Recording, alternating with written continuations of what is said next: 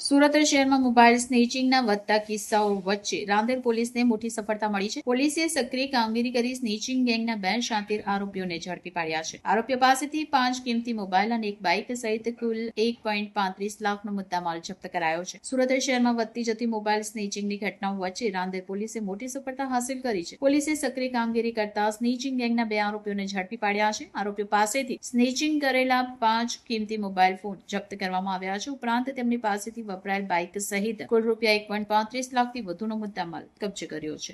સુરત શહેરમાં mobile snatching અને mobile ચોરીના ગુનાઓ અટકાવવા માટે respected CP sir, sector 2 sir અને ડીસીપી સરના સીધા માર્ગદર્શન હેઠળ રાંદેર પોલીસ સ્ટેશનની ટીમ દ્વારા ચોક્કસ બાતમીના આધારે અત્યારે જે અનડિટેક્ટ જે છે બે પોલીસ સ્ટેશન અશ્વિની કુમાર અને ઉત્તરાયણ એના 2 આરોપીને પકડવામાં આવેલા છે.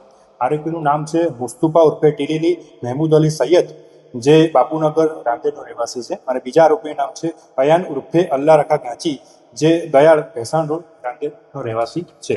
આ આરોપીના ગુનાહિત ઇતિહાસની વાત કરીએ તો આરોપીઓ વિરુદ્ધમાં ભૂતકાળમાં આરોપી નંબર જે 1 છે એના વિરુદ્ધમાં 12 ગુના અને 3 પાસા કરવામાં આવેલ છે, અને આરોપી નંબર જે 2 છે એના વિરુદ્ધમાં 2 ગુનાઓ છે. આ આરોપી પાસેથી મુદ્દામાલમાં ટોટલ 1,35,500નો મુદ્દામાલ જપ્ત કરવામાં આવ્યો છે, જેમાં 5 મોબાઈલ અને મોટરસાયકલનો સમાવેશ થાય છે. આમની એમો એવી રીતે હતી કે આ આરોપી જે રોડ પર રસ્તા પર જે રાહદારી ચાલતા હોય એની પાછળથી બાઇક પર આવીને મોબાઈલ સ્નેચિંગ કરવાની આ લોકોની એમો